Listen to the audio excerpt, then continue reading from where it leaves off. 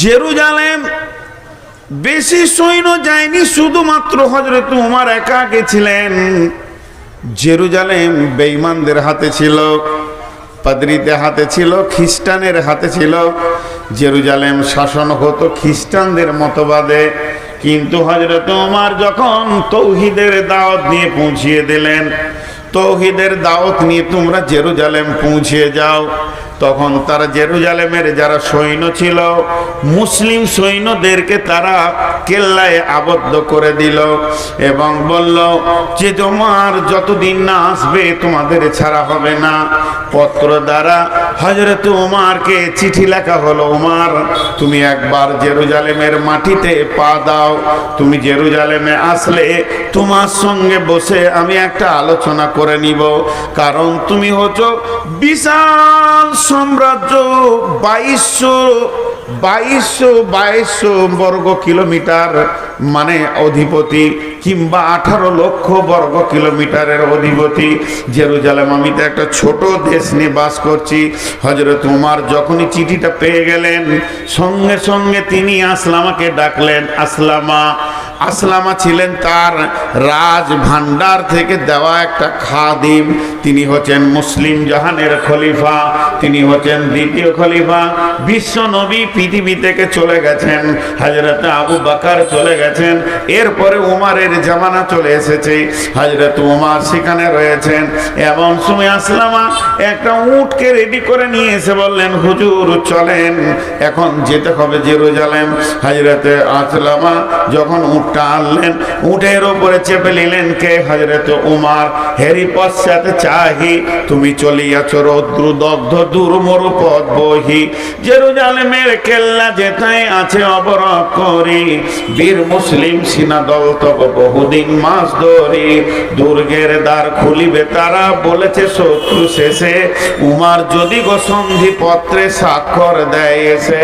হায় রে আদেক ধারার মালিক আমিরুল মুমিনিন, শুনেছে খবর একা একই উঠে চলেছে বিরামহীন, সাহারা পাড়াইয়ে ঝুলিতে দুখানা শুকনো খুবজ রুটি, একটি মশকে এতটুকু পানি খোরমা 2-3 মুঠি, প্রহরী বিহীন সম্রাট চলে একা উঠে চোরি, চলেছে মাত্র একটি গোলাম উটের রশি ধরি, মরুর ঊর্ধ্ব আকাশে সূর্য আগুন বৃষ্টি করে, সেই সে আগুন তাতে কই সম ফুটে বালুকার মরু পরে, কিছু দূর যেতে উট হতে নামি কহিল গোলামের ভাই, পেরেশান বড় হইয়াছ চলিয়া এইবার আমি যাই, উটের রশি ধরিয়া অগ্রে উঠে বস উঠে, তপ্ত বালুতে চলে যে চরণে রক্ত উঠেছে ফুটে, গোলাম 2 হাত ধরে চুমি কাঁদিয়া কহিল উমর এখন এই আদেশ করেন কেমনে আপনি, গোলাম রহিবে উটের পিঠে আরাম করিয়া বসি, আর হেঁটে যাবে খলিফা উমর ধরিয়া উটের রশি।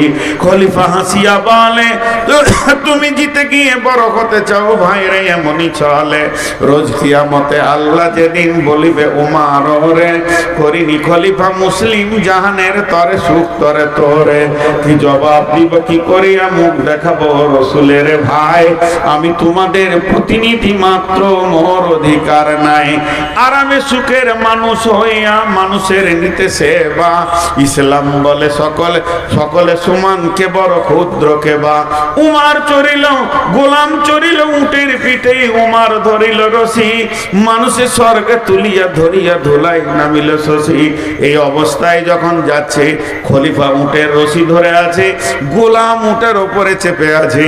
এখন জেরুজালেমের কোম্পানি মেজর জেনে নিয়েছে, চলো চলো চলো বর্ডারে যায়, বিশ্ব একটা বিরাট বড় দেশের মালিক আমাদের দেশে আসছে, তাকে সুস্বাগতম দিব, স্যালুট জানাবো। কোম্পানি মেজর সৈন্য নিয়ে গিয়ে বর্ডারে অপেক্ষা করছে, দেখছে বহু দূরে একটা উট, তার সামনে কোনো আর প্রহরী নাই, কোনো সিকিউরিটি নাই, কোনো গার্ড নাই, কোনো বন্দুকওয়ালা কিছুই নাই, তিনি একাই আসছেন। 18 লক্ষ 22 লক্ষ বর্গ মাইলের যিনি শাসনকর্তা, শুধুমাত্র একটা উট, আর উটের লাগাম ধরে একজন হাঁটছে। আস্তে আস্তে যখন কাছে পৌঁছালো, জর্ডান নদী পার হবে, বর্ডার পার হবে, কোম্পানি একটা জোরে স্যালুট মারলো। মেজর স্যালুট মারার পর বলছেন আদব নেবেন জাহাপনা, আমাদের দেশে আসার জন্য আমরা অনেক আনন্দিত হয়েছি। আপনাকে সুস্বাগতম দিচ্ছি আমাদের দেশে। এমন সময় অঝোর নয়নে কাঁদতে শুরু করেছে আসলামা। উটের পিঠে কাঁদছে আর বলছে, আমাকে কেউ স্যালুট দিয়েন না, আমি তো উমার নয়, আপনাদের চিনতে ভুল হয়ে গেছে, আমি হলাম উমারের খাদিম, উমারের গোলাম। যিনি উমার তিনি উটের লাগাম ধরে হাঁটছি, ওনার হুকুম তাই আমি উটের ওপরে বসে আছি, ওনার হুকুম না হলে আমি নেমে যেতাম। অতএব যিনি লাগাম ধরে হাঁটছেন ইনি হলেন 18 লক্ষ বর্গ মাইলের বাদশা। কোম্পানি মেজর অবাক, হাই আল্লাহ, আমরা এতদিন রাজা দেখেছি, বাদশা দেখেছি, মন্ত্রী দেখেছি, পূর্ণাঙ্গ মানুষ এখনো দেখিনি। হযরত ওমরকে বলছে, তুমি কত দামি মানুষ, এত দামি মানুষ কোনোদিন দেখিনি।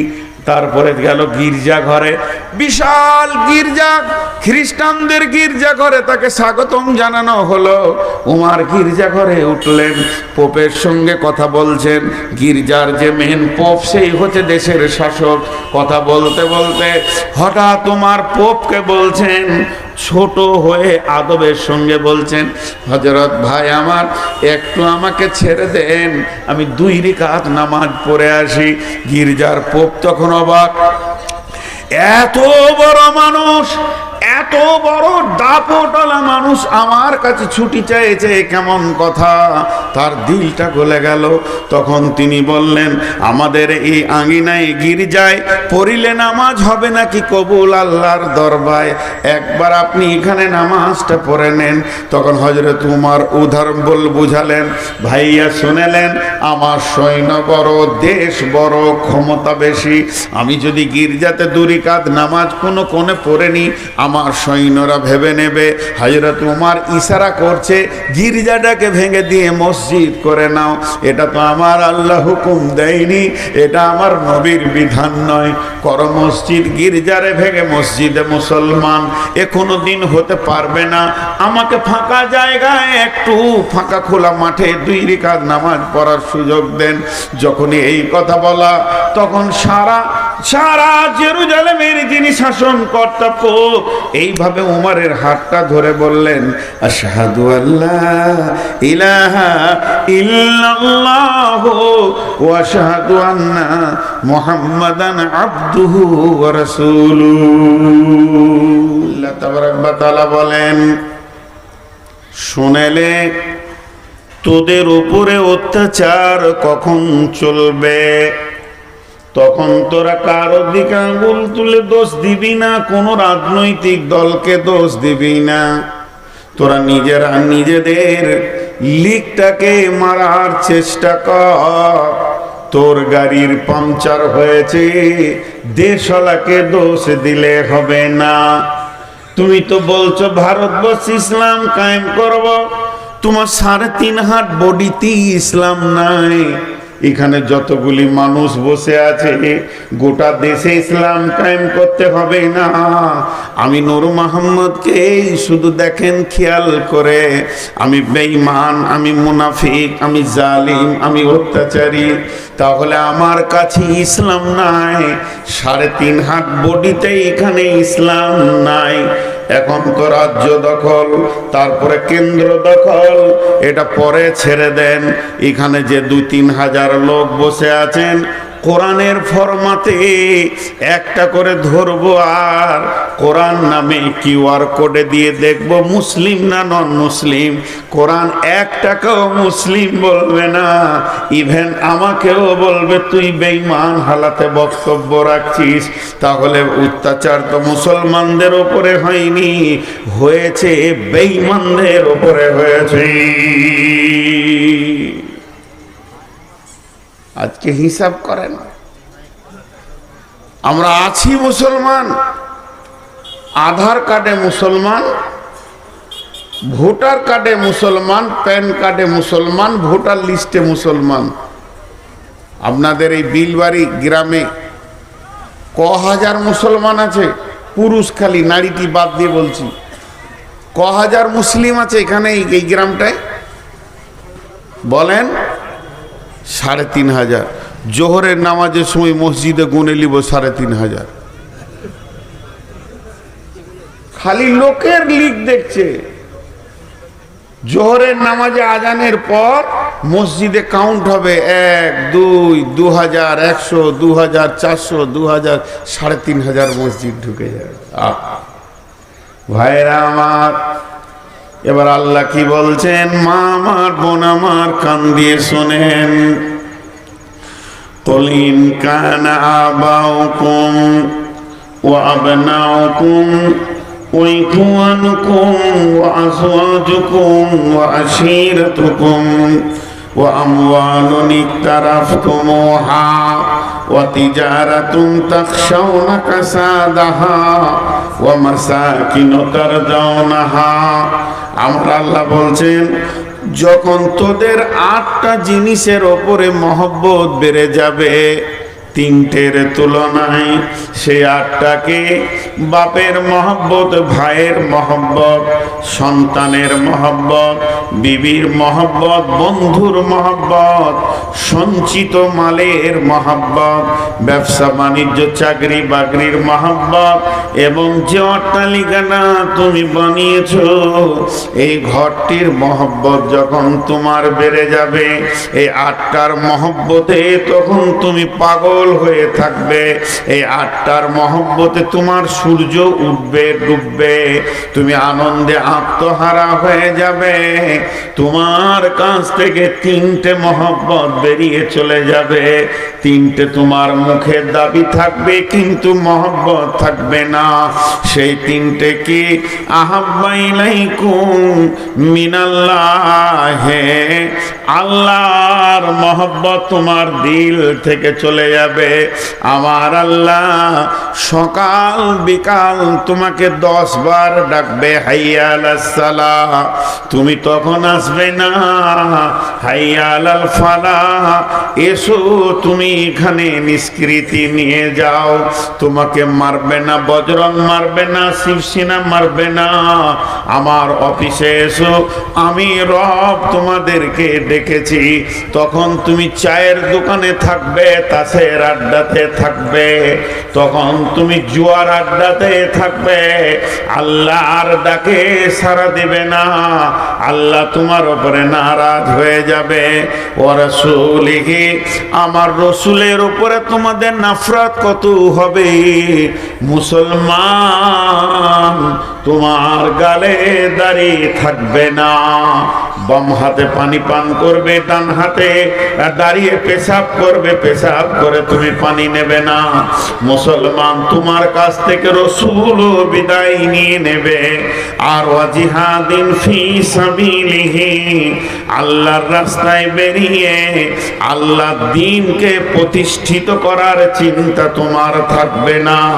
বিশ্ব নবী বলে গেছেন, তুআল্লিমা লিগাইরি দ্বীন, এমন একটা দিন আসবে মুসলমানরা যেদিন মার খাবে, সেদিন কোরআনের মতো নিয়ামতের শিক্ষাটাকে তুচ্ছ করে দিয়ে ভিখিরির জায়গায় রেখে দেবে।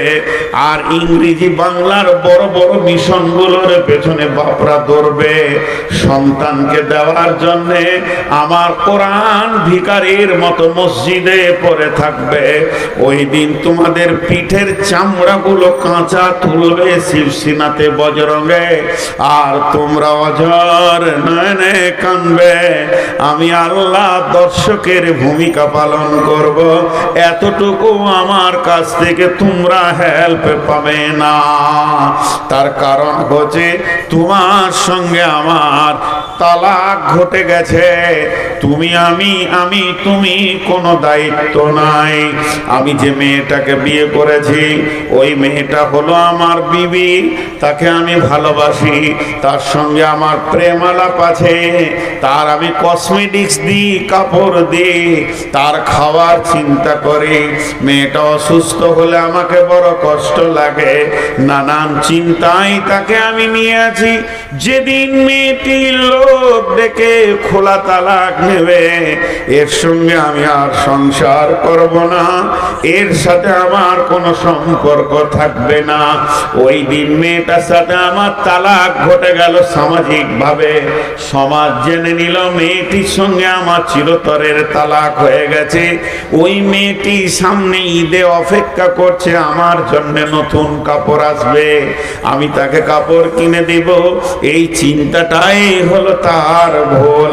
বিশ্ব নবী বলছেন, মাজরে মান তারাকা সালাতা মাকতুবাতান মুতাআম্মিদান ফাকাদ বারিয়াত মান মিনহু জিম্মাতুল্লাহি লা তাতরুকান্না সালাতা মাকতুবাতান মুতাআম্মিদান ফাইন্না মান তারাকা সালাতা মাকতুবাতান মুতাআম্মিদান ফাকাদ বারিয়াত মিনহু জিম্মাতুল্লাহি। আল্লাহর নবী বলছেন, হে মাদ, আমার উম্মতদেরকে বলে দাও, কেউ যদি, হে মাস, তুমি জীবনে জ্ঞান বশত স্বেচ্ছায় এক ওয়াক্ত নামাজ কামাই করবে না, এক ওয়াক্ত নামাজ ছেড়ে দেবে না। হে মা, শুনে নাও, আমার যে উম্মত এক ওয়াক্ত নামাজ জ্ঞান বশত স্বেচ্ছায় ছেড়ে দেয়, আল্লাহর সঙ্গে তার সম্পর্ক কেটে যায়। ফাকাদ বারিয়াত মিনহু, আল্লাহ তার থেকে আর কোনো সম্পর্ক রাখে না, তাকে মারছে না কাটছে, এ ব্যাপারে আল্লাহর কোনো জিম্মা নাই। ফাকাদ বারিয়াত মিনহু জিম্মাতুল্লাহ, আল্লাহ তার জিম্মা থেকে বাড়ি পেয়ে যায়। বলেন, আমাকে একজন হাজি সাহেব প্রশ্ন করেছিলেন, নাম বললে জিজ্ঞেস করে বুঝতে পেরে যাবেন। বিখ্যাত হাজি পশ্চিমবঙ্গে এমন কোন নাই যে ওর নাম জানে না মানুষ।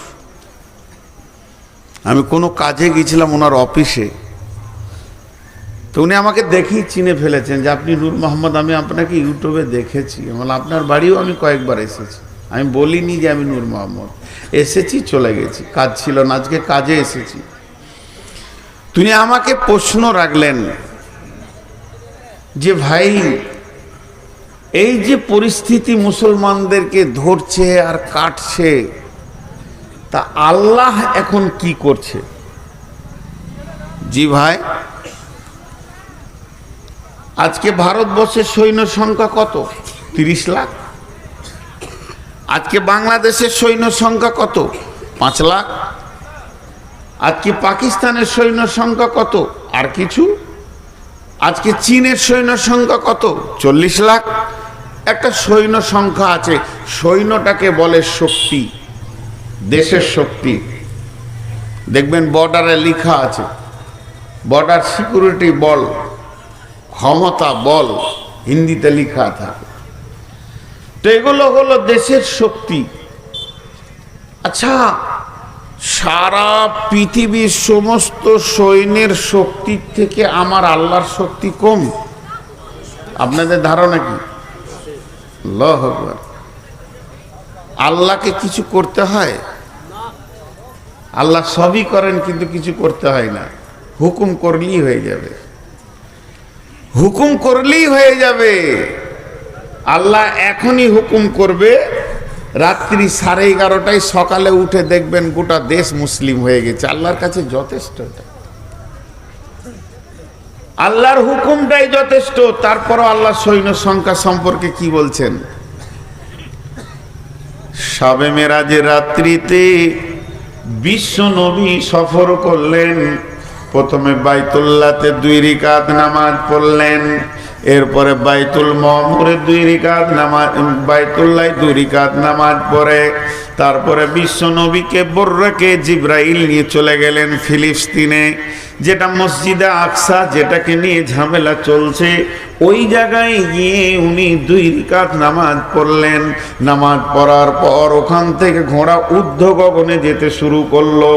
বর্রাক যখন ঊর্ধ্ব গগনে যেতে শুরু করেছে, যেতে যেতে একটা মসজিদ পেয়েছে। এই জমিনে সেই মসজিদটার নাম হলো বাইতুল মামুর। এটা আসমানের ভিতরে আছে। এই মসজিদে বিশ্বনবী গেলেন এবং ওখানে গিয়ে সমস্ত নবীকে দেখতে পেলেন। বিশ্ব নবীকে ইমামুল আম্বিয়া কেন বলা হয়? তিনি সমস্ত নবীর কেন ইমাম? আদম আলাইহিস সালাম ও নবী মুহাম্মদ সাল্লাল্লাহু আলাইহি সাল্লামের পেছনে নামাজ পড়েছেন।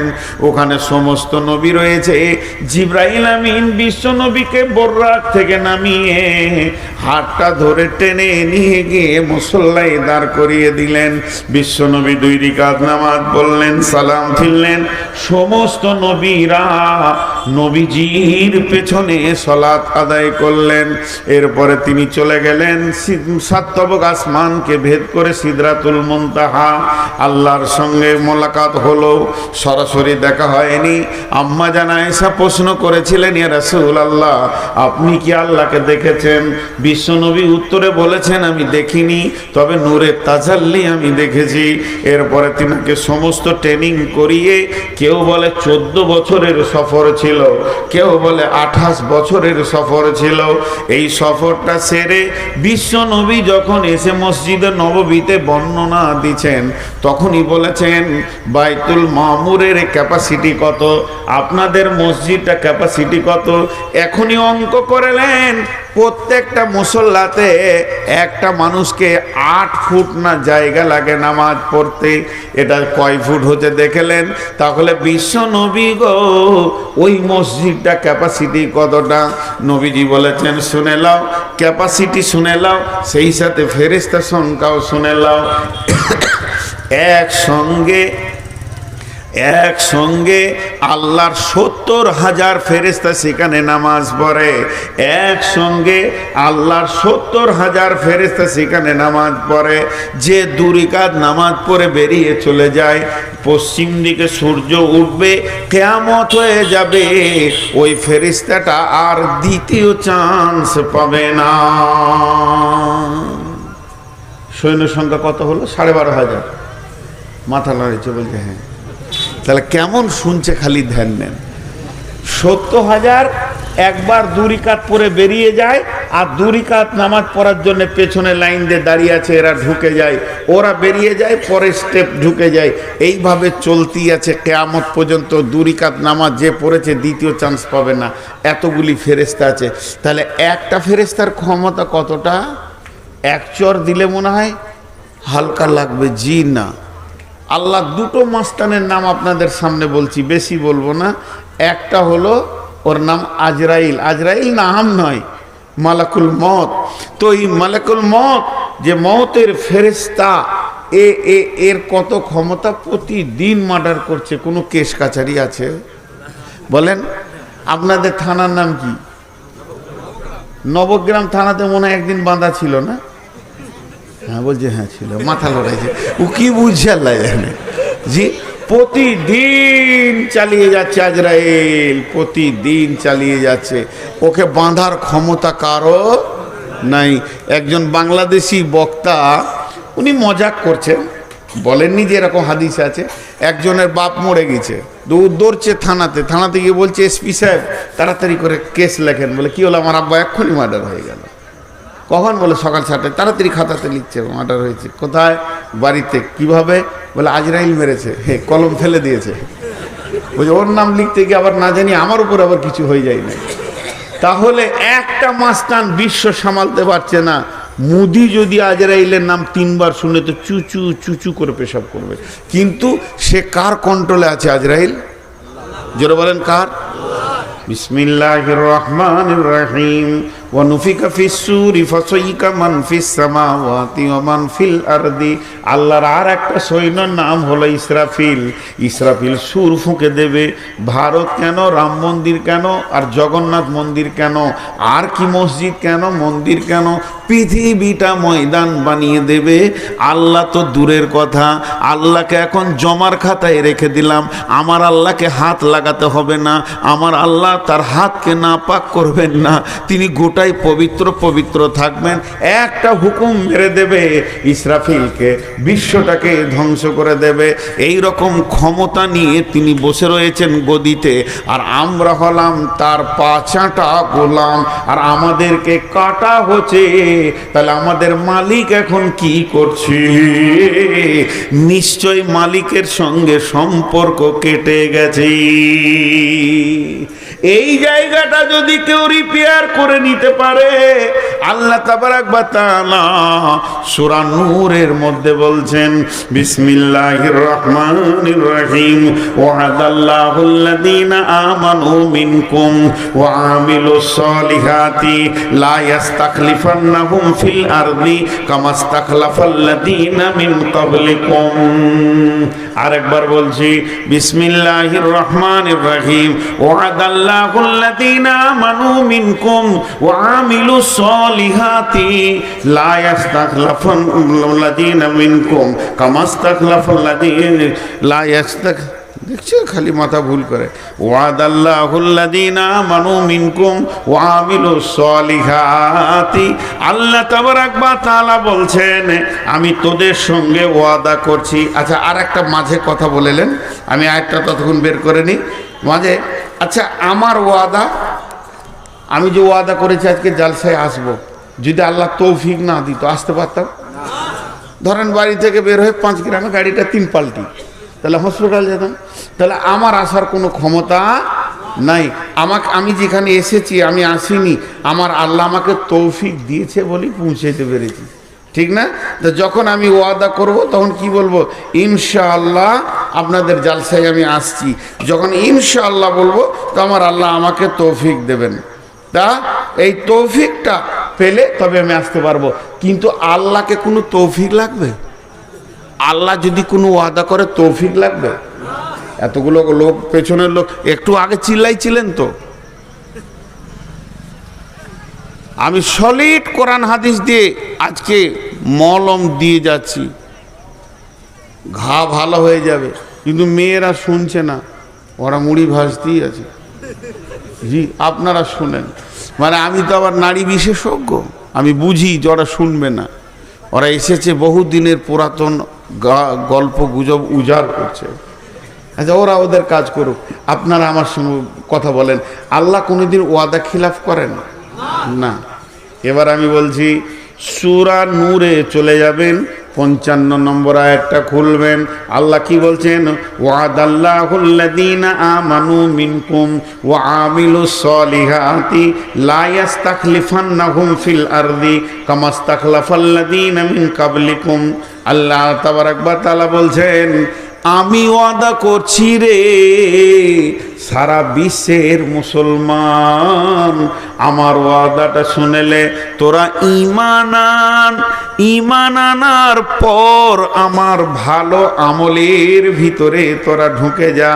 যখন তোরা আমাকে রাজি করে নিবি আর আমি যখন রাজি হয়ে যাব, সারা বিশ্বটাকে তোদের হাতে তুলে দিব। তোরা শাসন করবি, তোদের অধীনস্থে বাকি জাতিগুলো শাসিত হবে। কেমন করে শাসন করবি আর কেমন করে শাসিত হবে একবার ভেবে দেখ। ইতিহাসের দিকে পেছন দিকে হাঁটতে হাঁটতে চলে যা, সাহাবীরা কিভাবে শাসন করেছে। 1.5 লক্ষ বেঈমান, একটা নয়, দুটা নয়, তিনটা নয়। বাদশা হেরাক্লেস কাজ ছিল খালি, কাউকে আমার থেকে বড় হতে দিব না, ওই দেশটা আমার থেকে বড়, চলো হামলা করো, ওকে আমার পায়ের তলে ফেলো। এই দেশটা আমার থেকে বড়, চলো হামলা করো। কারণ ও সৈন্য বেশি ছিল। বর্তমানে আমেরিকা লাল বান্দররা যে কাজটা চালিয়ে যাচ্ছে, ওইটাই ছিল বাদশা হেরাক্লের কাজ। তখন রোম, পারস্য আর আপনার কুয়েত যেগুলো বিভাজন হয়ে গেছে, ইরাক, ইরান একসঙ্গে ছিল। 1.5 লক্ষ সৈন্য।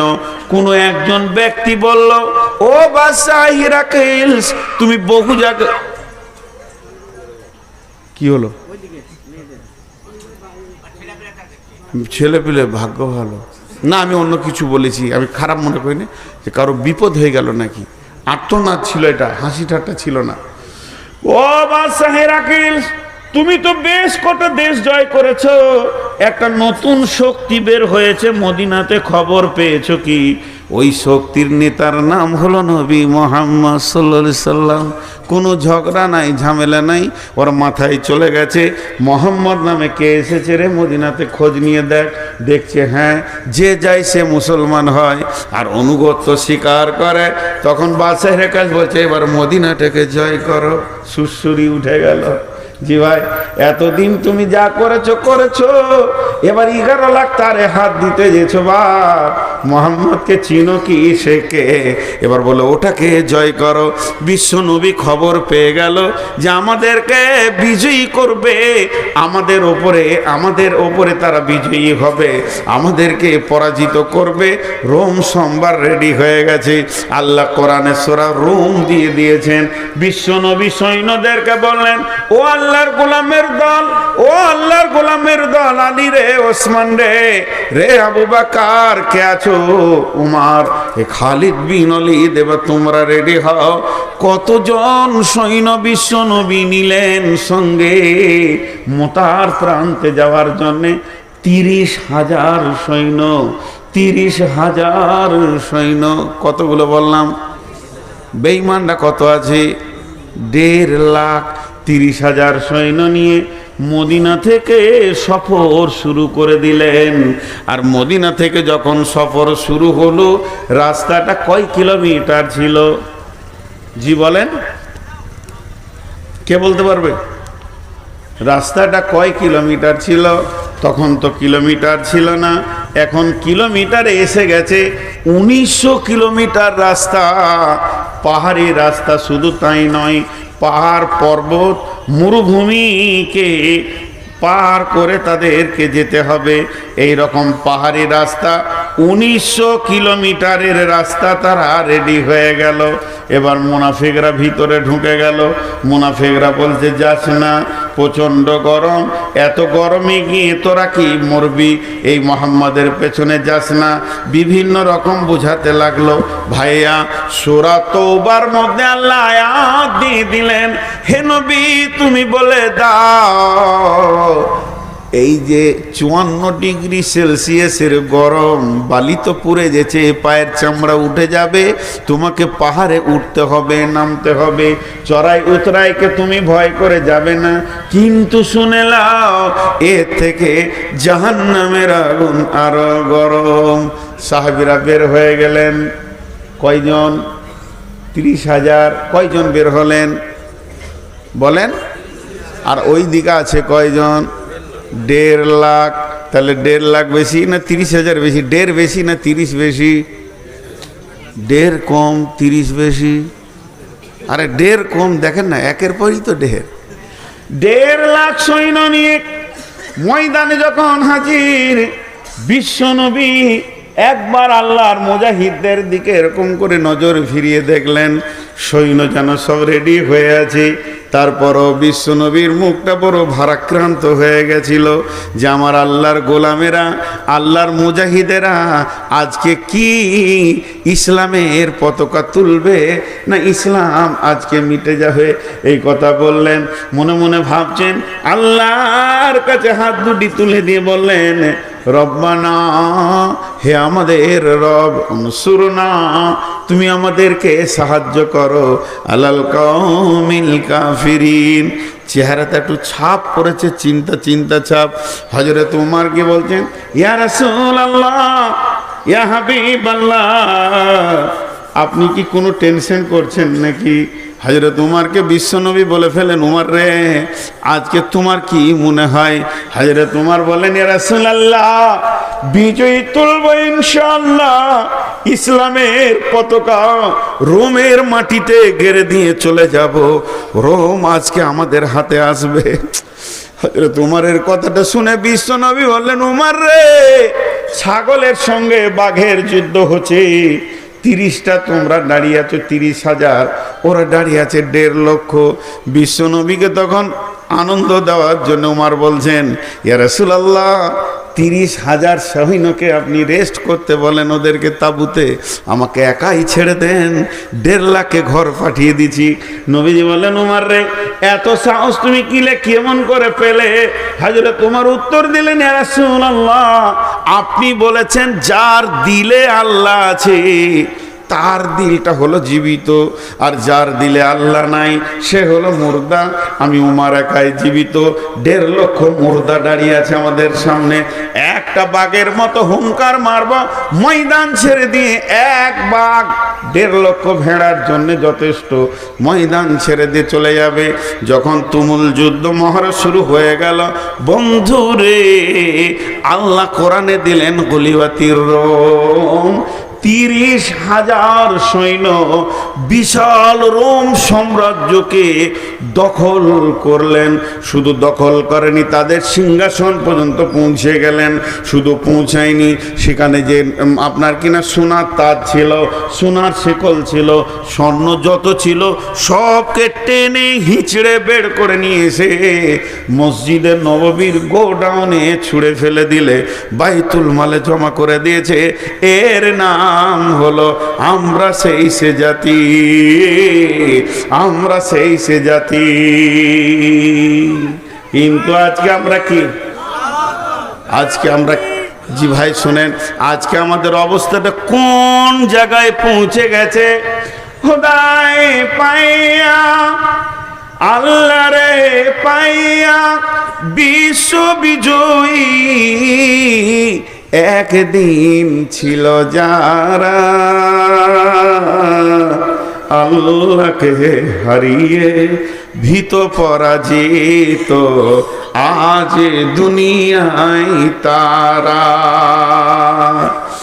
আল্লাহর সঙ্গে যুক্ত সদাই ছিল যাহাদের মন,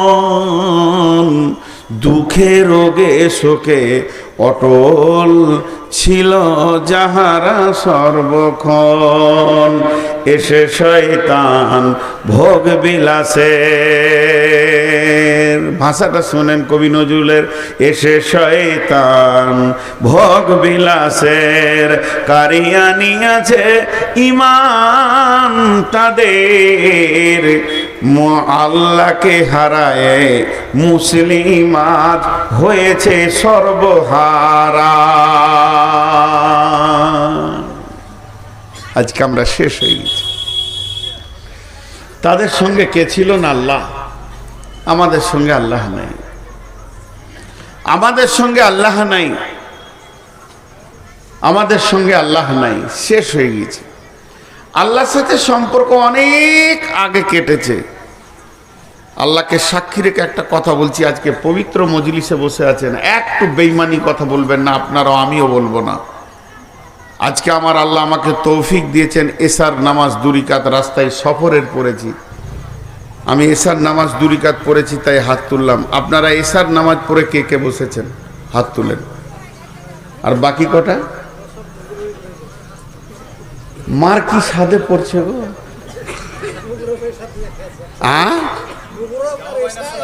যাই করেছেন এশার নামাজ পড়েছেন কিনা? আর বাকি যেগুলো হাত উঠলো না, আহা, এরা বজরঙ্গের থেকেও খারাপ, এরা বিজিবির থেকেও খারাপ। ভাই আমার, ভাবিয়েন না লোককে দোষ দিতে সময় লাগে, কিন্তু আমি কে নিজেকে খুঁজে পাইনি। চলেন, সেই রোম সম্রাট চলে আসলো জেরুজালেম। বেশি সৈন্য যায়নি, শুধুমাত্র হযরত উমর একা গেছিলেন। জেরুজালেম বেঈমানদের হাতে ছিল, পাদ্রীদের হাতে ছিল, খ্রিস্টানের হাতে ছিল। জেরুজালেম শাসন হতো খ্রিস্টানদের মতবাদে।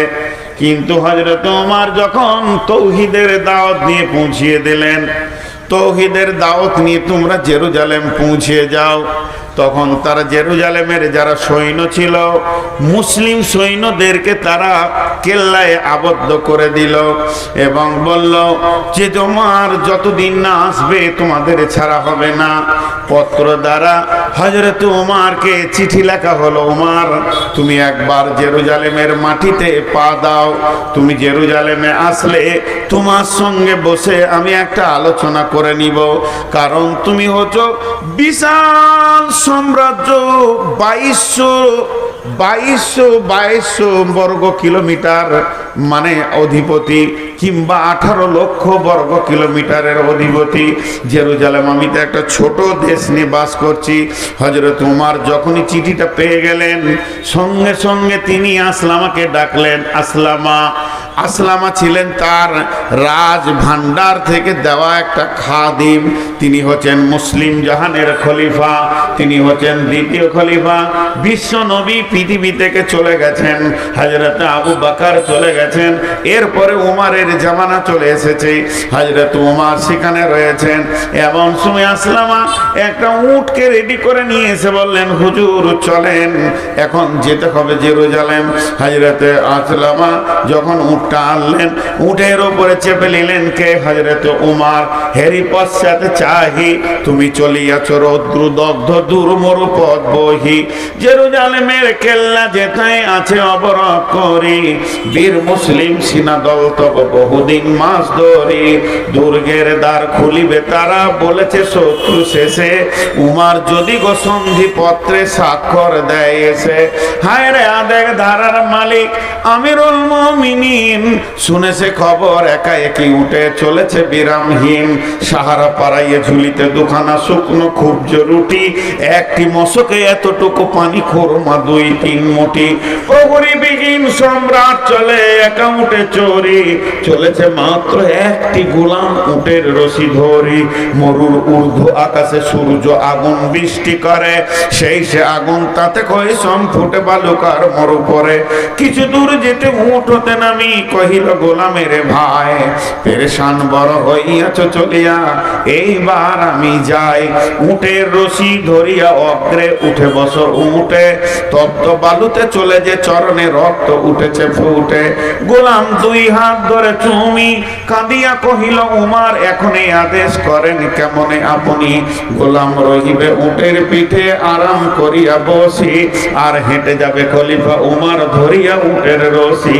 খলিফা হাসিয়া বলে তুমি জিতে গিয়ে বড় হতে চাও ভাই রে, এমনই চলে রোজ কিয়ামতে আল্লাহ যেদিন বলিবে উমার রে, করিনি খলিফা মুসলিম জাহানের তরে সুখ তরে তোরে, কি জবাব দিব কি করিয়া মুখ দেখাবো রসুলের ভাই, আমি তোমাদের প্রতিনিধি মাত্র, মোর অধিকার নাই, আরামে সুখের মানুষ হইয়া মানুষের নিতে সেবা, ইসলাম বলে সকলে সমান কে বড় ক্ষুদ্র কে বা, উমার চড়িল গোলাম চড়িল উটের পিঠে, উমার ধরিল রশি, মানুষের স্বর্গে তুলিয়া ধরিয়া ধুলাই নামিল শশী। এই অবস্থায় যখন যাচ্ছে খলিফা উটের রশি ধরে আছে, গোলাম উটের ওপরে চেপে আছে। এখন জেরুজালেমের কোম্পানি মেজর জেনে নিয়েছে চলো চলো চলো বর্ডারে যায়, বিশ্ব একটা বিরাট বড় দেশের মালিক আমাদের দেশে আসছে, তাকে সুস্বাগতম দিব, স্যালুট জানাবো। কোম্পানি মেজর সৈন্য নিয়ে গিয়ে বর্ডারে অপেক্ষা করছে, দেখছে বহুত দূরে একটা উট, তার সামনে কোনো আর প্রহরী নাই, কোনো সিকিউরিটি নাই, কোনো গার্ড নাই, কোনো বন্দুকওয়ালা কিছুই নাই, তিনি একাই আসছেন। 18 লক্ষ 22 লক্ষ বর্গ মাইলের যিনি শাসনকর্তা, শুধুমাত্র একটা উট, আর উটের লাগাম ধরে একজন হাঁটছে। আস্তে আস্তে যখন কাছে পৌঁছালো, জর্ডান নদী পার হবে, বর্ডার পার হবে, কোম্পানি একটা জোরে স্যালুট মারলো। মেজর স্যালুট মারার পর বলছেন আদব নেবেন জাহাপনা, আমাদের দেশে আসার জন্য আমরা অনেক আনন্দিত হয়েছি, আপনাকে সুস্বাগতম দিচ্ছি আমাদের দেশে। এমন সময় অঝোর নয়নে কাঁদতে শুরু করেছে আসলামা, উটের পিঠে কাঁদছে আর বলছে, আমাকে কেউ স্যালুট দিয়েন না, আমি তো উমার নয়, আপনাদের চিনতে ভুল হয়ে গেছে, আমি হলাম উমারের খাদিম, উমারের গোলাম। যিনি উমার তিনি উটের লাগাম ধরে হাঁটছি, ওনার হুকুম, তাই আমি উটের ওপরে বসে আছি, ওনার হুকুম না হলে আমি নেমে যেতাম। অতএব যিনি লাগাম ধরে হাঁটছেন ইনি হলেন 18 লক্ষ বর্গ মাইলের বাদশা। কোম্পানি মেজর অবাক, হাই আল্লাহ, আমরা এতদিন রাজা দেখেছি, বাদশা দেখেছি, মন্ত্রী দেখেছি, পূর্ণাঙ্গ মানুষ এখনো দেখিনি। হযরত ওমরকে বলছে, তুমি কত দামি মানুষ, এত দামি মানুষ কোনোদিন দেখিনি। তারপরে গেল গির্জা ঘরে, বিশাল গির্জা, খ্রিস্টানদের গির্জা ঘরে তাকে স্বাগতম জানানো হলো। উমার গির্জা ঘরে উঠলেন, পোপের সঙ্গে কথা বলছেন। গির্জার যে মেন পোপ সেই হচ্ছে দেশের শাসক। কথা বলতে বলতে হঠাৎ উমার পোপকে বলছেন, ছোট হয়ে আদবের সঙ্গে বলছেন, হযরত ভাই আমার, একটু আমাকে ছেড়ে দেন, আমি 2 রাকাত নামাজ পড়ে আসি। গির্জার পোপ তখন অবাক, এত বড় মানুষ, এত বড় দাপটওয়ালা মানুষ আমার কাছে ছুটি চাইছে, কেমন কথা, তার দিলটা গলে গেল। তখন তিনি বললেন, আমাদের এই আঙ্গিনায় গির্জায় পড়িলে নামাজ হবে নাকি কবুল আল্লাহর দরবারে, একবার আপনি এখানে নামাজটা পড়ে নেন। তখন হযরত উমর উদাহরণ বুঝালেন, ভাইয়া শুনেলেন, আমার সৈন্য বড়, দেশ বড়, ক্ষমতা বেশি, আমি যদি গির্জাতে 2 রাকাত নামাজ কোনো কোণে পড়ে নি, আমার সৈন্যরা ভেবে নেবে হযরত উমর ইশারা করছে গির্জাটাকে ভেঙে দিয়ে মসজিদ করে নাও। এটা তো আমার আল্লাহ হুকুম দেয়নি, এটা আমার নবীর বিধান নয়। কর মসজিদ, গির্জারে ভেঙে মসজিদে মুসলমান এ কোনো দিন হতে পারবে না। আমাকে ফাঁকা জায়গায়, একটু ফাঁকা খোলা মাঠে 2 রাকাত নামাজ পড়ার সুযোগ দেন। যখনই এই কথা বলা, তখন সারা জেরুজালেমের যিনি শাসনকর্তা পোপ এইভাবে উমরের হাতটা ধরে বললেন, আশহাদু আল্লা ইলাহা ইল্লাল্লাহ ওয়া আশহাদু আন্না মুহাম্মাদান আবদুহু ওয়া রাসূলুহু। রাগ করিয়েন না, পশ্চিমবঙ্গে আমার যথেষ্ট বদনাম আছে, আমি কমেন্টগুলো দেখি না তা নয়, দেখি। পরিস্থিতি আমাকে বেকন্ট্রোল করে রেখেছে। হয়তো 25 সালের শেষ দিকে, মানে আমার আর 10 দিন জালসা আছে, 10 দিন মনে হয় 11 দিন হবে, 11-12 দিন, যাক 1 মার্চ আমার শেষ জালসা। এবছরকার মতো গুটিয়ে গেল। এপ্রিলে 10-20টা যায় আছে, এবছরকার মতো গুটিয়ে গেল। আগামী সিজনে হয়তো বেঁচে থাকবো কি দেখতে পাবেন, ফিলটা আল্লাহ জানে না, আল্লাহ জানেন, আমি জানি না, আল্লাহ জানেন আমি এই ফিলটা থাকবো কিনা। একটা কথা বলে যাচ্ছি,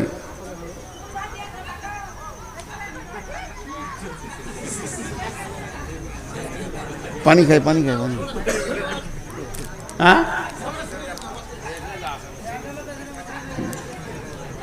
আমি তা বলছি না। মেয়েগুলো এত চিল্লাইছে, আমাকে ভয় লাগছে যে বোম এনেছে নাকি, ছুড়ে দিতে পারে।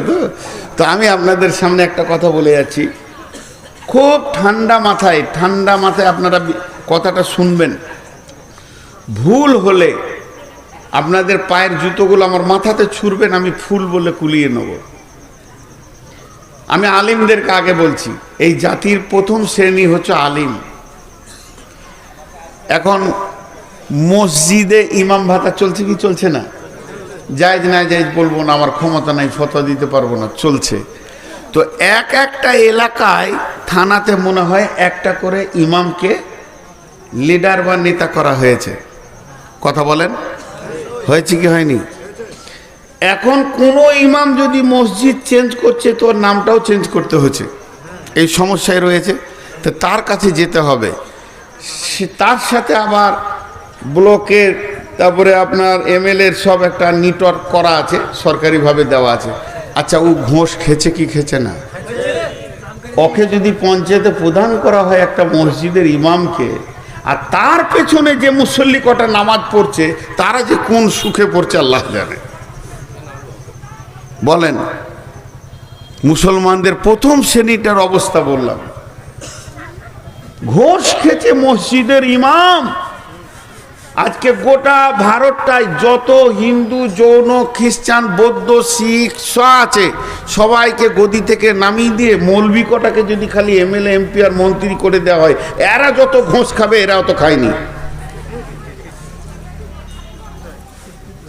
তাহলে কোন সুখে আমাদের কিন্তু থাকতে দিবে? আমরা আমাদের লিগগুলোকে খুঁজে পেছি না। রাগ করলে নাকি রে ভাই? হ্যাঁ, পানি খাই, পানি খাই। আমি পানি খাচ্ছি না, জিভ ভিজাচ্ছি। আপনাদের আমার কথাটা বিরক্ত লাগলো, খারাপ লাগলো? এবার চলেন, সমস্ত জাতির নেতাদের কথা বাদ দেন। ওদের দলিল নাই, আল্লাহ নাই, রসুল নাই, কোরআন নাই, হাদিস নাই। দলিল নাই, আল্লাহ নাই, রসুল নাই, কোরআন নাই, হাদিস নাই। যা পারবে খাগা, সুদ, বাটপাড়ি, জুয়ো, চাঁদা, মদ, বিড়ি, গাঁজা যা খাবে খাগা। কিন্তু মুসলিম যে কটা নেতা ভারতবর্ষে আছে, এরা কি সরকারকে দেখাতে পেরেছে যে আমরা মুসলিম, 1 টাকা ডান দিকে বাঁ দিকে করবো না, সব সরকারি কাজ করব। আমরা হারাম খাই না, আমরা হালাল খোর, আমাদের কাছে মদ কিছু থাকবে না, জুয়ো তাস থাকবে না। না, এরা মাতাল কটাকে নিয়ে ঘুরে বেড়ায়। আচ্ছা, তাহলে এদেরকে আর রাখা ঠিক আছে? হাজি ভাই, সহজ করে একটা উদাহরণ দিই।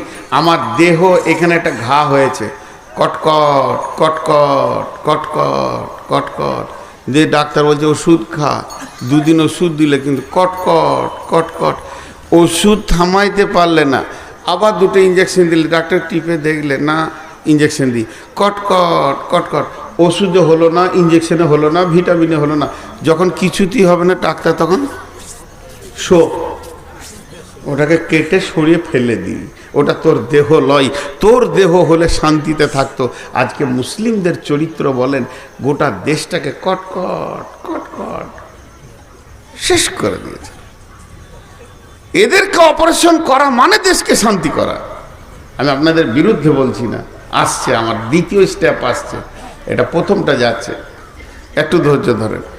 এরপর আল্লাহ বলছেন, বিসমিল্লাহির রহমানির রহিম, কুল ইন কানা আবাউকুম ওয়া আবনাউকুম ওয়া ইখওয়ানুকুম ওয়া আজওয়াজুকুম ওয়া আশীরাতুকুম ওয়া আমওয়ালুন ইকতারাফতুমুহা ওয়া তিজারাতুন তাখসাউনা কাসাদাহা ওয়া মাসাকিনু তারদাউনাহা আহাব্বা ইলাইকুম মিনাল্লাহি ওয়া রাসূলিহি ওয়া জিহাদিন ফি সাবিলিহি ফাতারাব্বাসু হাত্তা ইয়াতিয়াল্লাহু বিআমরিহি ওয়াল্লাহু লা ইয়াহদিল কওমাল ফাসিকিন। আল্লাহ এরকম ফাসিকদেরকে কোনোদিন হেদায়েত দেন না। এবার আল্লাহ শেফার ওষুধ দিচ্ছেন, ওরে আমার গোলাম রে, আয়, তোরা যদি বাঁচতে চাস তোদেরকে আমি ঠিকানা দিচ্ছি। বিসমিল্লাহির রহমানির রহিম, ফালিয়াবুদু রাব্ব হাযাল বাইত। ওই ঘরটা যে রয়েছে, এই যে সিমেন্ট দেয়া ঘাড়া, 2টা পিলার, এই যে দরজা, ওই ঘরের মালিকের নাম বলেন। এই ঘরটা আব্দুল জব্বারের, এই ঘরটা জমিরুলের, এটা সফিরুলের, এটা শফিকের, এটা মফিকের, এতগুলো ঘরের মালিকের নাম আছে। মসজিদটার মালিককে, এই মালিকের নাম হচ্ছে আল্লাহ। আল্লাহ তাবারাক ওয়া তাআলা বলছে, তোরা বাঁচবি, তোদের পিঠের চামড়া কেউ নিতে পারবে না। একটা কাজ কর, ফালিয়াবুদু রাব্ব হাযাল বাইত, এই ঘরের মাবুদের পায়ের কাছে তোরা উবুর হয়ে পড়ে যা, আর ডুকরে ডুকরে কাঁদ। একবার আল্লাহকে রাজি করেলে সেকেন্ড লাগবে না, বিশ্বটা তোদের হাতে দিবে। যেমন তোদের পূর্বপুরুষেরা রোমকে দখল করেছে, জেরুজালেম দখল করেছে, বাহরাইন দখল করেছে, সাহাবীরা যেদিকে হেঁটেছে জয় আর জয়কার, জয় আর জয়কার, কোথাও ফিরে আসেনি। কেন? তারা আল্লাহকে সঙ্গে নিয়েছে। বন্ধুরা আমার আবু জাহেল, আবু সুফিয়ান আর উমাইয়া বেঈমানেরা কোনদিন বিশ্ব নবীর সঙ্গে লড়াই করে যখন পারছে না, তখন তারা গোয়েন্দা পাঠালো, যা তোরা সাহাবীদের ভিতরে থাকগা। মুনাফিকরা এসে সেখানে থাকতে শুরু করে। কি করে কেমন করে অস্ত্র চালায়। হযরত আলীকে যখন দেখা যায় জিহাদের ময়দানে, মনে হয় সিংহের মুখ দেখছি। উমারকে দেখলে মনে হবে পাগলা সিংহ দাঁড়িয়ে আছে, কলিজাটা চাবিয়ে খেয়ে নেবে। এই লোকগুলি এত ভয়ানক, জিহাদের ময়দানে একবার দাঁড়ালে এদের চোখের ভিতর দিয়ে অগ্নি শর্মা চলতো, আর মুনাফিকরা বেঈমানেরা থরথর করে কাঁপতো। তাহলে এরা এমন হলো কি করে? এই ট্রেনিংটা তো আমাদেরকেও নিতে হবে। গোপনে তারা সাহাবীদের সঙ্গে বেশ কিছুদিন থাকতে লাগলো।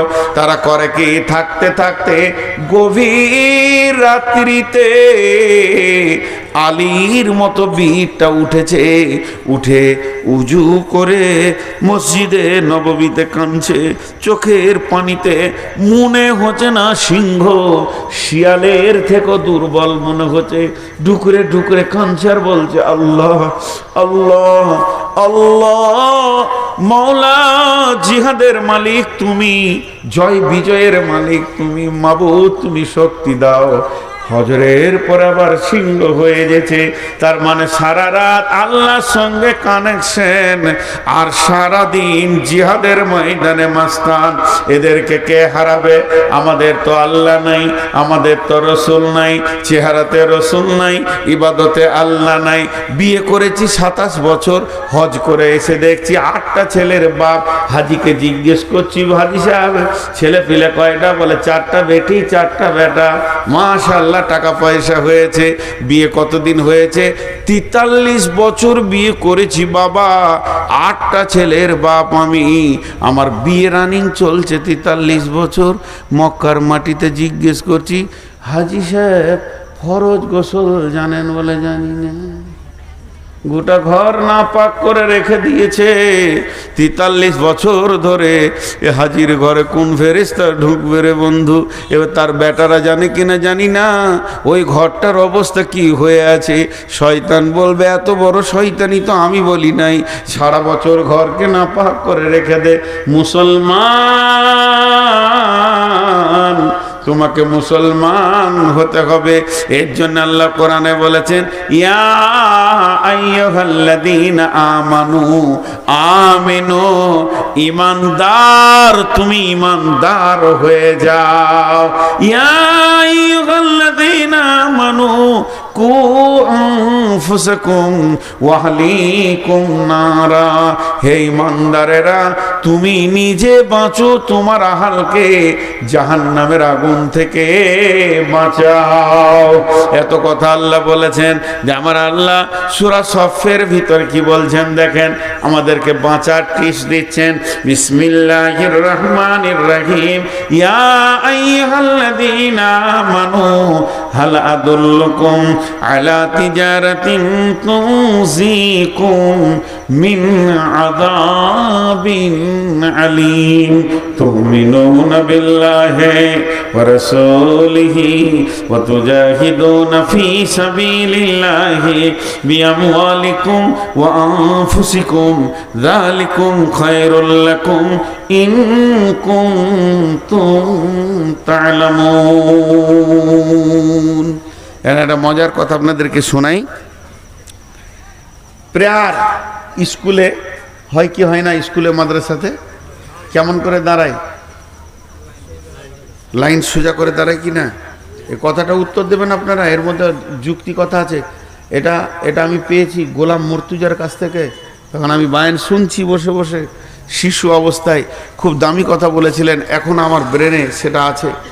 প্রেয়ার লাইন হয় একটার পেছনে একটা, একটার পেছনে একটা, এটা একটা লাইন, এটা একটা লাইন, এটা একটা লাইন।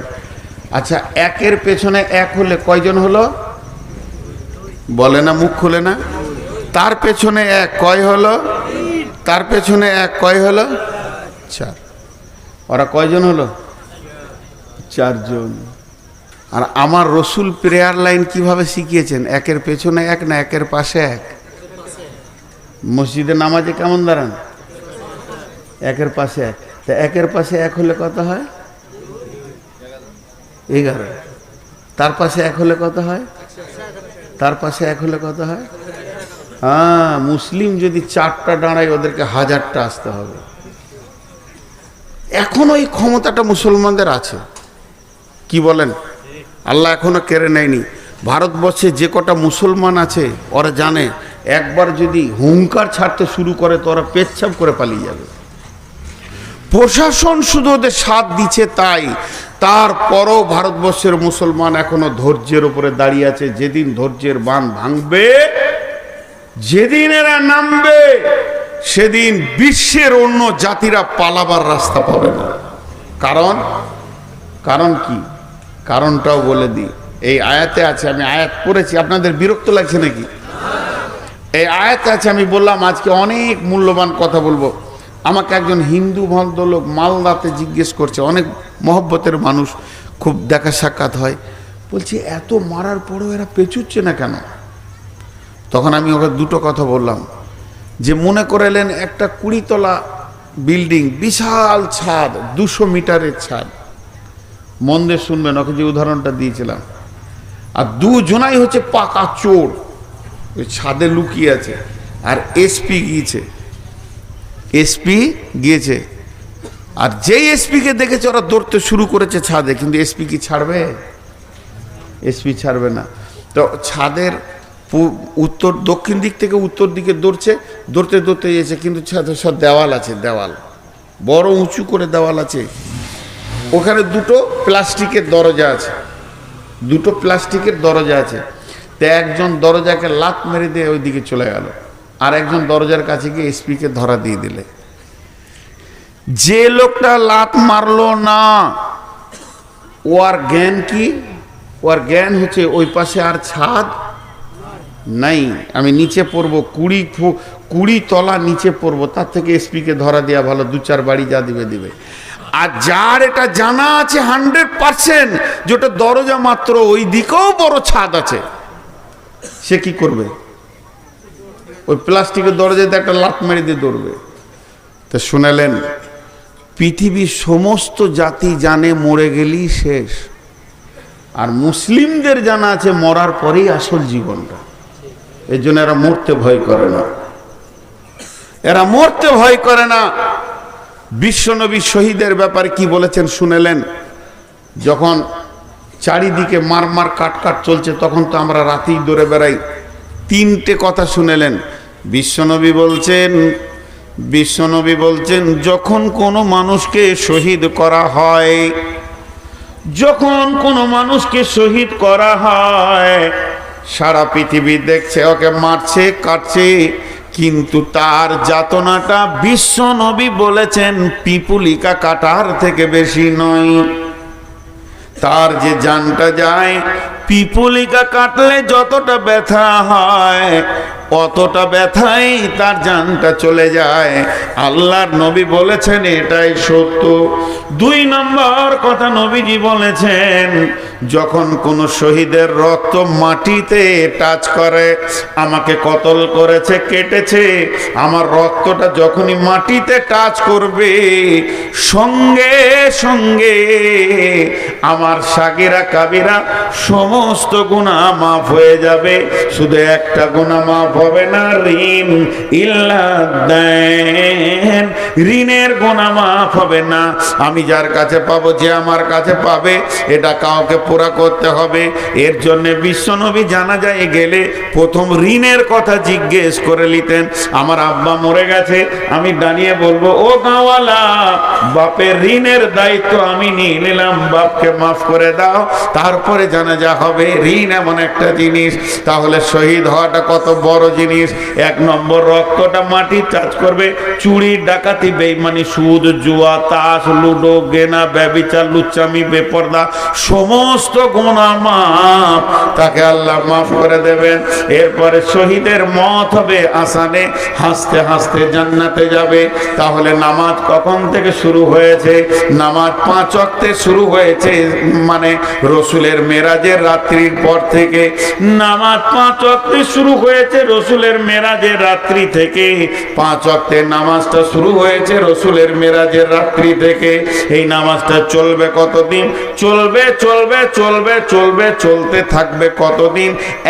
একদম যেদিন পশ্চিমে সূর্য উঠবে সেই দিনে আজান আর নামাজ বন্ধ হবে। তাহলে কি জিহাদ বন্ধ হয়ে গেছে? জি না, জিহাদ চলছে। জিহাদ শুরু হয়েছে কখন? ইসলামের প্রথম জিহাদ শুরু হয়েছে বদরকে দিয়ে। এই জিহাদটা চলবে কতদিন? খণ্ড খণ্ড ভাবে সারা পৃথিবীর বুকে জিহাদ চলবে বন্ধুরে। জিহাদ তো বন্ধ নাই, এখনো চলছে। এটা চলবে, শেষ হবে কখন? যেদিন ঈসা আলাইহিস সালাম আর ইমাম মেহেদী আর ইমানদাররা মিলে এই দাজ্জালকে শেষ করবে, ওই দিন জিহাদ শেষ হবে। তার আগে এই যত শহীদ হচ্ছে রাস্তাঘাটে, এই যারা মেরে ফেলছে, এগুলো সব শহীদের দরজা পাবে। আপনি ভাবিয়েন না যেগুলো ফালতু চলে যাচ্ছে, এই রক্তগুলো শহীদের দরজা পাবে। এখন বলেন ভারতের মুসলমান আছে কেমন? খুব ভালো আছি। আমরা বদরের ওহুদের প্রান্তে দাঁড়িয়ে আছি। কথা ঠিক না ভুল? কখন জান যাবে আর কখন জান নিতে হবে এর কোনো ঠিক নেই। আমরা বদর ওহুদের প্রান্তে দাঁড়িয়ে আছি। তাহলে জিহাদের ময়দানে দাঁড়িয়ে থাকলে যে নেকি, ভারতবর্ষের মুসলমানদের সেই নেকি বর্তমানে চলছে। আর আল্লাহ এখন কি করছে? আল্লাহ বিরাট ম্যাজিক খেলছে। ম্যাজিক জি, কেন বলেন তো? নগদ ধার লয়, নগদ দিচ্ছেন আল্লাহ। আমাদেরকে বলছে দুধ খা আর মাংস খা, আর বেঈমানদেরকে বলছে গোবর খা আর মুত খা। কি কারিশমা মেশিন চালিয়ে দিয়েছে Allah. Manufacture to customer direct. আচ্ছা, লজ্জাও নাই। আবার রুটিতে গোবর মেখে খেয়েছে, মুখটাকে এমনি করছে, ভালো লাগে রে ভাই, জোর করে খেয়েছে। আর আল্লাহ আমাদেরকে বলছে দুধ খা, কাবাব খা, টিকিয়া খা, যত খাবি খা, আবার শহীদ হয়ে জান্নাতেও যা। আর ওদেরকে দিয়ে দিয়েছে গোবর খা আর পেচ্ছাপ খা, আবার গোবর মা। তাহলে আল্লাহ কত বড় কাজে রেডি চালাচ্ছে, এখন আমরা আল্লাহকে চিনতে পারিনি। এবার আল্লাহ সূরা সফে যে আয়াতটা বললেন, যে আয়াতটা আপনাদের সামনে পড়লাম, ওটা তর্জমা করছি। আল্লাহ তাবারক ওয়া তাআলা বলছেন, হে ঈমানদারেরা, তোমাদেরকে কি এমন একটা ব্যবসা শিখিয়ে দেব না যে ব্যবসাটা করলে তোমরা আযাবে আলিম থেকে বেঁচে যাবে। আযাবে আলিম ফিদ দুনিয়া, আযাবে আলিম বিল আখিরা। দুনিয়ার আযাব, আখিরাতের আযাব থেকে নিজেকে মুক্তি করে নেবে, বাঁচিয়ে নেবে। এমন একটা ব্যবসা তোমাদেরকে কি শিখাবো না? আল্লাহ বলছে তাহলে শুনে নাও ওই ব্যবসাটা কি। প্রথম নম্বর হলো তুমিনুনা বিল্লাহি, দ্বিতীয় নম্বর হলো ওয়া রাসূলিহি, তোমরা আল্লাহর উপরে ঈমান আনো। তাহলে এখানে তো আমরা ঈমানদার, আমাদেরকে তো আর ঈমান আনাতে হবে না, গোসল করে নতুন করে কালেমা পড়তে হবে না। তার মানে আমাদের ঈমানের কমজোরি হয়ে গেছে, হালকা হয়ে গেছে, ঈমানের লোভ পেয়ে গেছে। এটাকে 100% আমাদেরকে বাড়িয়ে নিতে হবে। আল্লাহর কাছে কেঁদে কেঁদে কেঁদে কেঁদে আল্লাহকে রাজি করতে হবে। তারপরে কি করতে হবে? ও রাসূলিহি, রসুলকে নিজের বডিতে আনতে হবে। খাওয়াতে, উঠাতে, বসাতে, পেশাবে, পায়খানায়, সাওয়াতে, বিছানাতে, স্বামী স্ত্রী মিলনে, গোসলে, ছেলে মানুষ করা থেকে নিয়ে হায়াত থেকে মত পর্যন্ত রসুলের সুন্নতকে কবুল করে নিতে হবে। যখন আমার সঙ্গে আল্লাহ থাকবে, যখন আমার চেহারাতে রসুল থাকবে, এরপরে আমার আল্লাহ হুকুম দিচ্ছেন ওয়াতুজাহিদুনা ফি সাবিলিল্লাহ। এবার তুমি আল্লাহর রাস্তায় বের হয়ে চলে যাও। বিআমওয়ালিকুম ওয়া আনফুসিকুম, নিজের জান এবং নিজের মাল নিয়ে। যালিকুম খায়রুল লাকুম ইন কুনতুম তা'লামুন। আগে আমাদেরকে আল্লাহর হতে হবে। জি, আমাদের বোলপুরে ওই দেখবেন, আমাদের বোলপুরে কেন বলবো, আপনাদের উমরপুরেও দেখেছি। একদিন রাত্রিবেলায় অনেক রাতে জালসা করে জঙ্গিপুর থেকে এলাম, তো চায়ের দোকানে গিয়ে চা খাবো, তো আমার গাড়ি দাঁড়িয়ে আছে। এমন সময় একটা গাড়ি এসে লাগলো, খুব দামি গাড়ি, ওসব গাড়ির নাম জানি না, তো দেখে মনে হচ্ছে খুব দামি গাড়ি, কালো কালারের। তো ওরাও নামলো, ছেলে মেয়ে যা ছিল চা খাবে। তো দেখছি একটা কুকুর বসে রয়েছে গাড়ির ভিতরে, জীবিত কুকুর। তো আমি মনে মনে ভাবছি, হায় রে কুকুর, তোরই কপাল, এত দামি গাড়ি চাপছিস, তোরই কপাল। তো এটা হলো ওদের পোষা কুকুর, অনেকে কুকুর পোষে, কুকুর পোষার ব্যাপারে অনেক প্রসেস আছে, কোরআন হাদিসে তার হিসাব আলাদা আছে, সেদিকে আমি বলছি না। তো এই কুকুরটা ওখানে আছে, ঠিক ওই রকম একটা কুকুর, ওই কুকুরকে এই বোলপুরে নামিয়েছে, মিষ্টি দিয়েছে প্লেটে, মিষ্টি খাচ্ছে কুকুরে। তো মিষ্টির দোকানে ছোট ছোট বাচ্চা থাকে, তো তেমনি করছে কুকুরটাকে আর কি। ছোট্ট মধ্যে একটা কাঁকড়, পাথর বলা যাবে না, কাঁকড়, এমনি করে কুকুরটাকে মেরেছে, এমনি করে। তো কুকুরের মালিক বলছে, এই মারবো থাপ্পড়, তো টন টন করে ঘুরবি তুই। তার মানে কি, কুকুরের মালিক, বলেন কুকুরের মালিক আছে, ওই কুকুরটার কি আছে, মালিক আছে। আর রাস্তার ধারে দেখবেন কিছু কুকুর ঘুরে বেড়াচ্ছে, সকালবেলায় সারা রাত ছায়া শুয়েছিল, আহা হা, একটা কম্বলও মিলে নেই। সকালে উঠে কোনো রকম চায়ের দোকানে গিয়েছে, কাঠে করে পটাশ করে ঠুকে দিল, জিকির করতে করতে চলে গেল পুরীর দোকানে। ওখানে আবার এমনি করে শিখে করে খুঁচি দিয়েছে, গরম শিখ ছিল, চলে গেল আরেক জায়গায়। ওখান থেকে লাত খেয়েছে, এখানে গেল।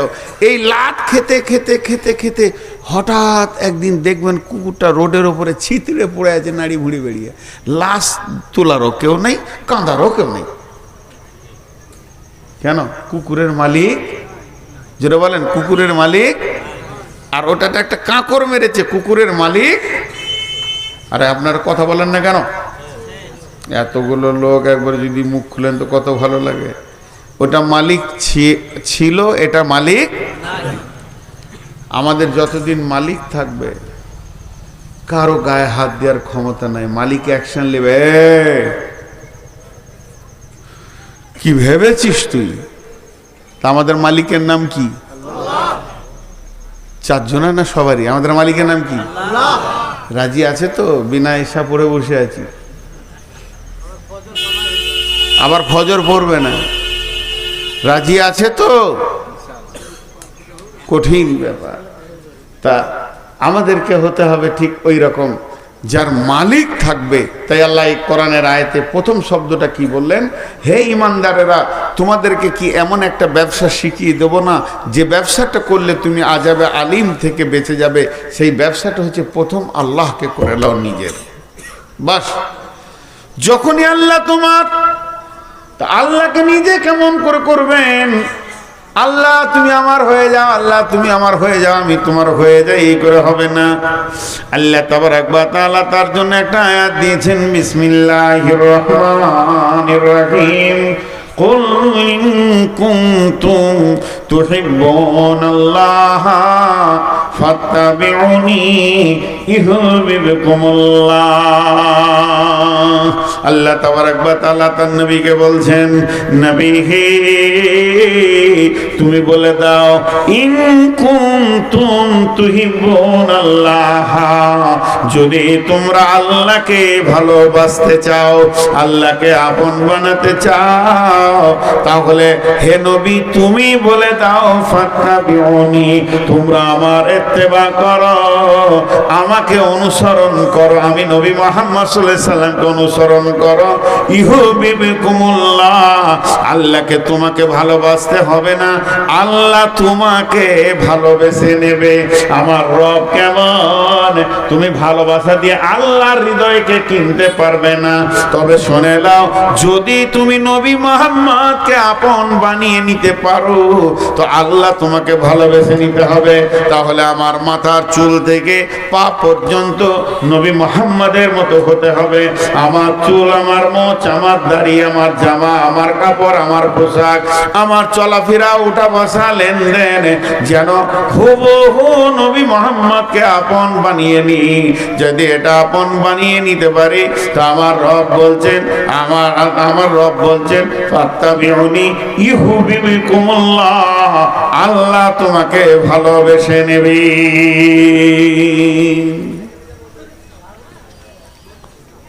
আসলে আজকে কত তারিখ ভাই? আজ আমার জলসা কিষানগঞ্জে, কিন্তু এখানে আছি এই জন্য লোক উঠে যায়। লোক ভাবছে যে তোরও হুঁশ নাই। জি আচ্ছা, আমি আর বেশিক্ষণ আপনাদের কাছে থাকি না, 2-5 মিনিট আপনারা একটু বসেন, কারণ এটা তো মাদ্রাসার জালসা, আর মাদ্রাসাটা সামনে রাখতে হবে। উঠিয়ে না, 2-5 মিনিট বসেন। আমি ঠিক অল্প সময়ই ছেড়ে দিচ্ছি, আপনাদের কাছে বেশি সময় আর নিব না। আজকে যে বিষয়টা নিয়ে আলোচনা করলাম, সর্বসাকুল্যে একটাই কথা, আল্লাহকে রাজি করলে দুনিয়া রাজি হয়ে যাবে। আর আল্লাহ যদি নারাজ হবে, সারা দুনিয়া আপনাকে কুকুর, গরু, ছাগল, শুয়োর, কুত্তার মতো পিটবে, আপনার আমার দাঁড়াবার জায়গা থাকবে না। এটার ওপরেই আমি আপনাদের সামনে কথা বলছি, অন্য কিছু নয়।